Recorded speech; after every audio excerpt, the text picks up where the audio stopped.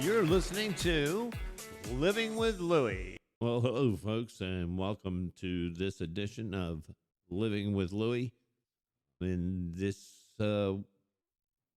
week's episode, I would like to um, talk about looking at the world, looking at us.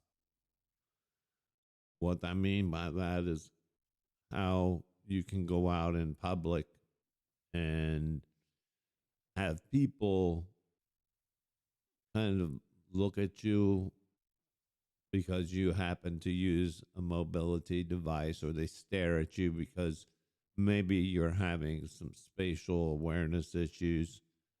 I know for me, I get into some public places and too many people around, and I have a hard time with um, picking up the things that are in my peripheral vision and processing them. And I think that it tends to become overstimulating and overwhelming, and it causes me stress and anxiety. And it seems like once the stress and anxiety moves in, then it just seems to make the whole situation worse. Um, I I know that I've been on the receiving end of walking into a convenience store. Someone's coming out. Clearly, I have a cane. Um, I'm clearly uh, need the mobility aid, and I've had people throw the door open at me, and like I'm in their way. I'm bothering them. I'm slowing them down because I can't move at that pace anymore.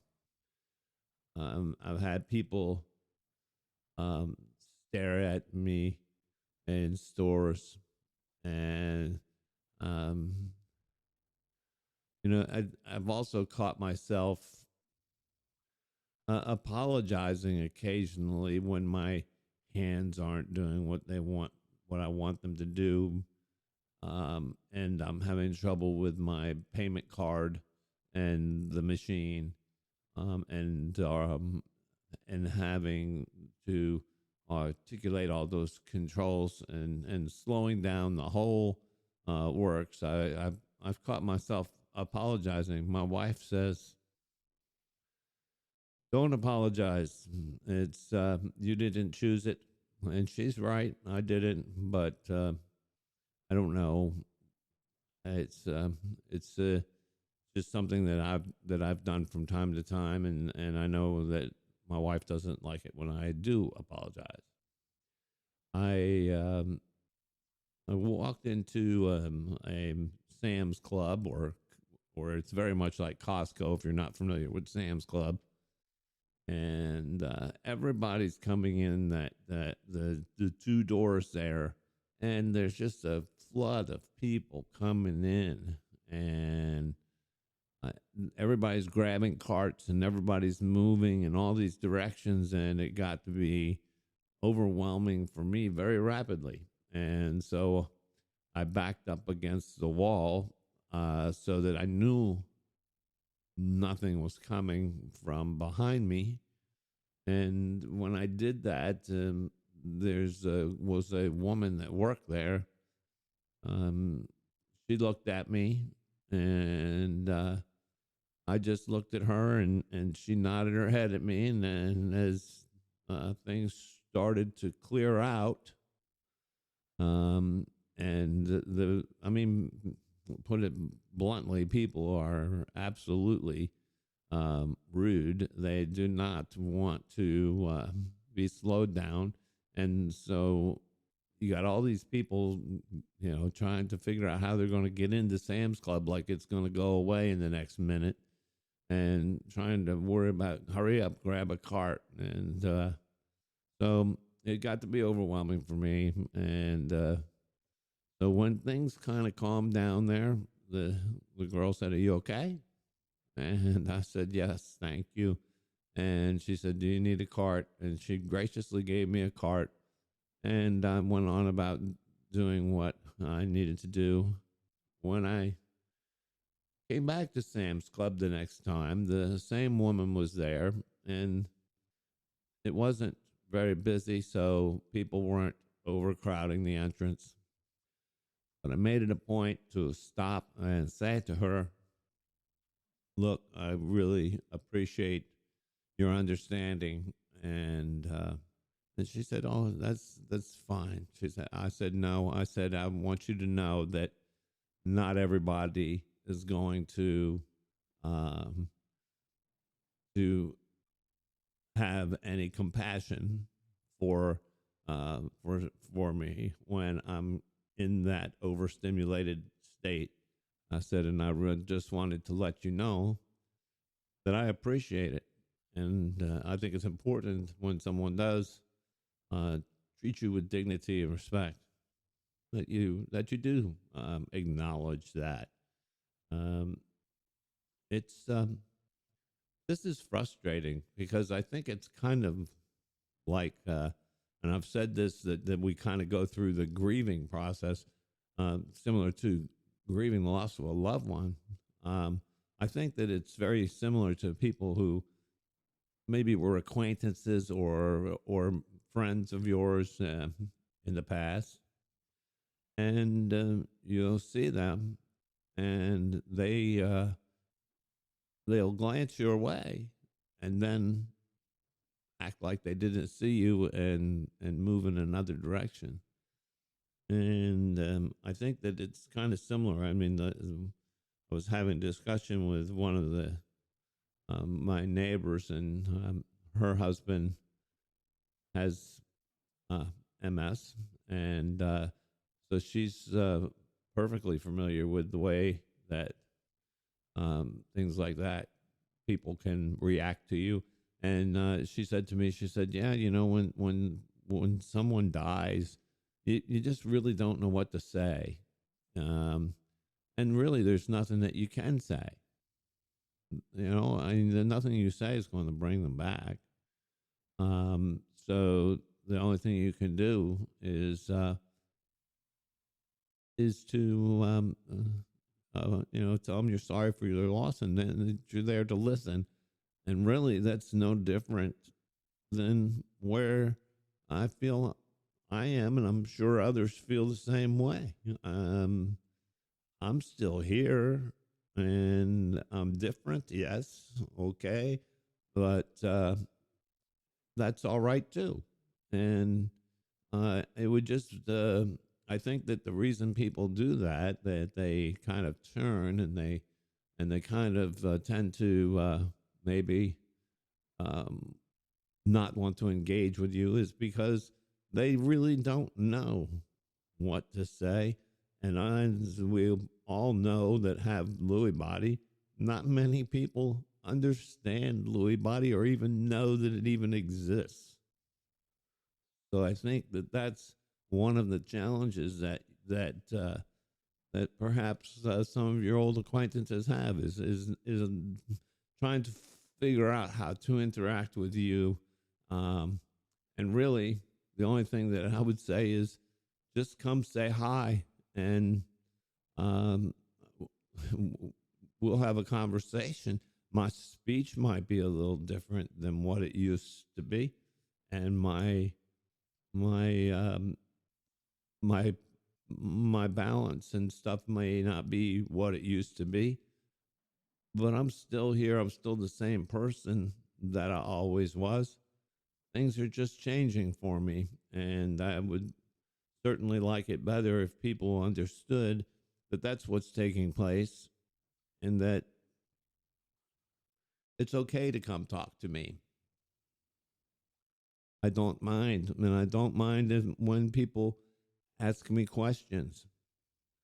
Uh, I think the more people who understand Lewy body and the more people that are aware of it, I think that maybe that would help. And that's really what my whole mission is with the podcast here, is to reach out and have people become more aware of Lewy body and what it is and how it affects you. Um, I know that even I think that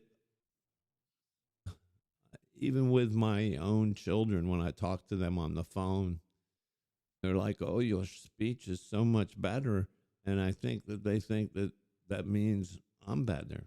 Well, unfortunately, the reality of that is my speech has gotten to be a lot better.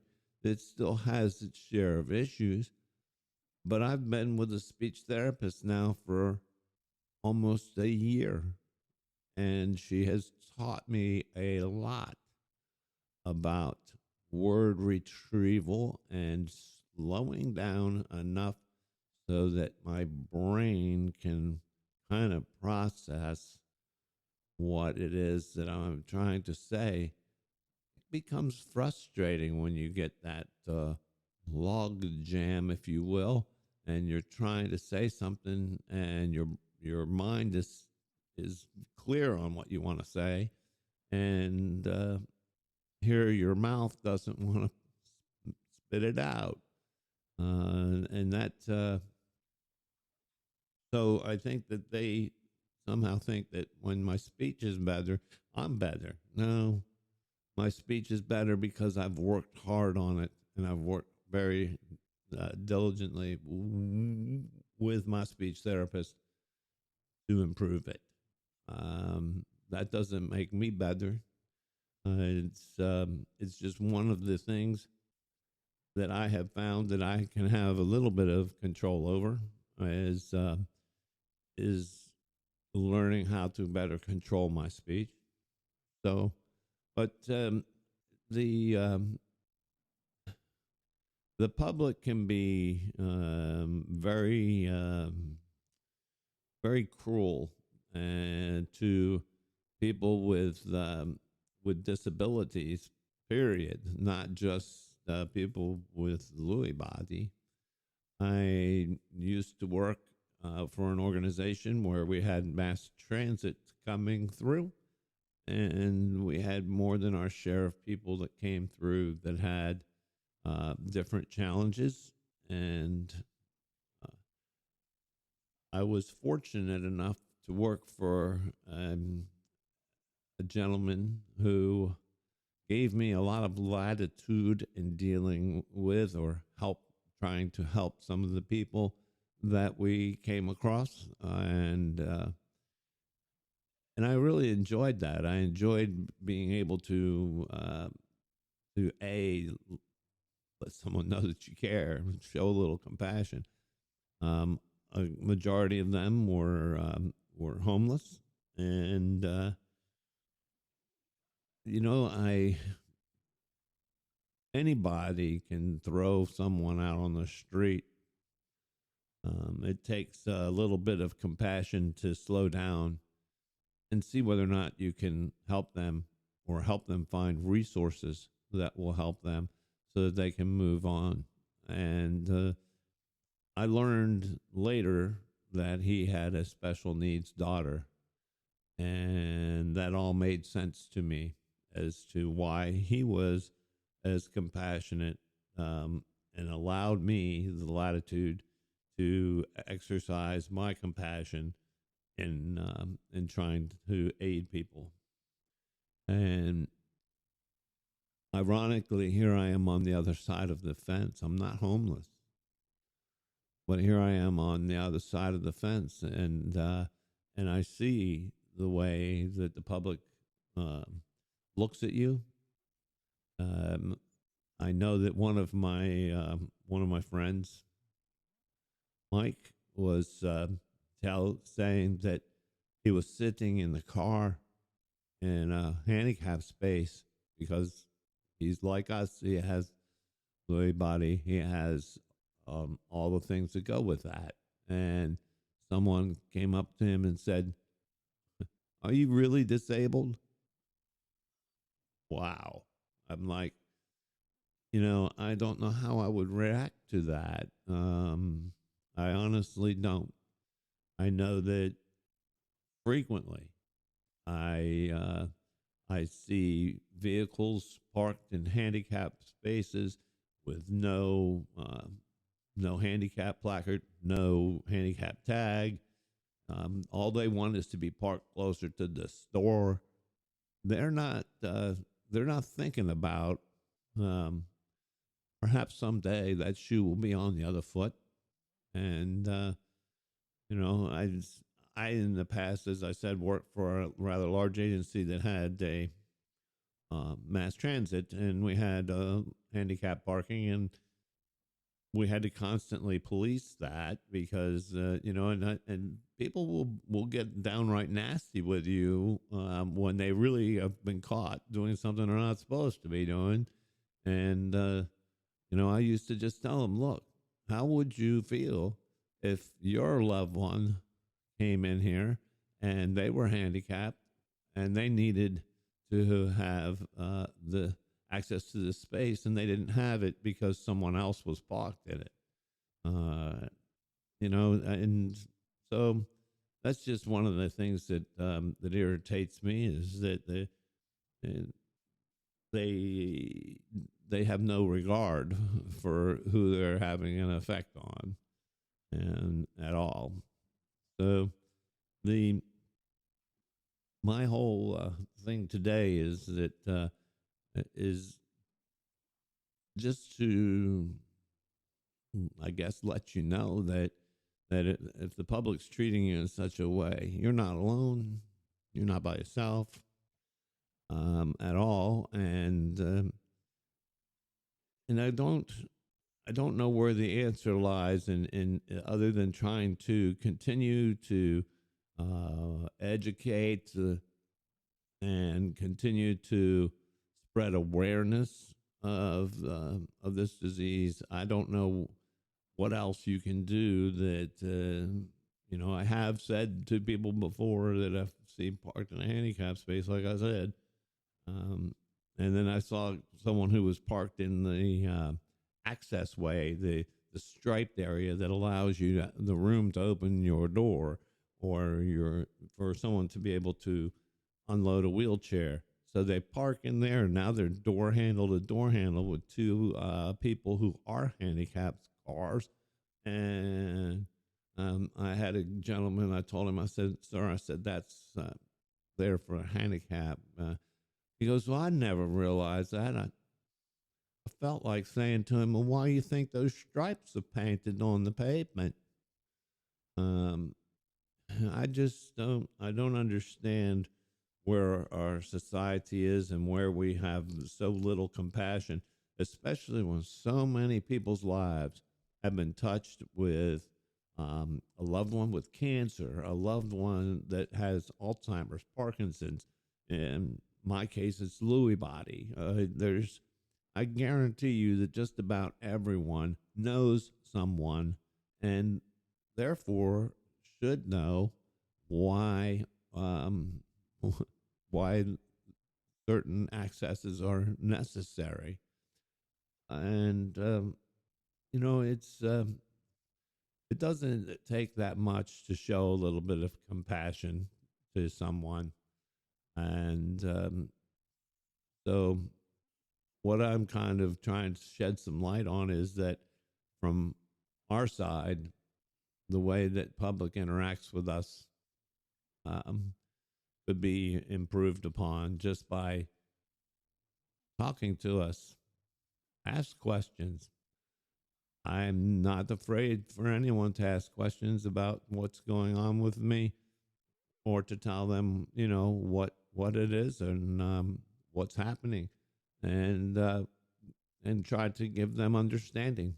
That it's simple as that. The more people that understand, I think the better off we're going to be.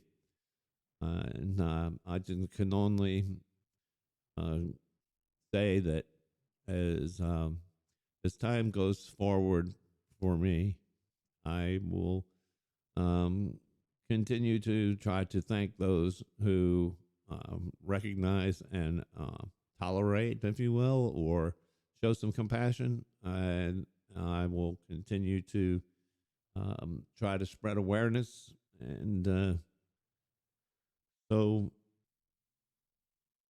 that's kind of what brought this subject to me is how uh, how is it for us watching the world look at us? I would hope that plenty of people will listen and maybe change the way they look into the world of someone who's less fortunate than they are.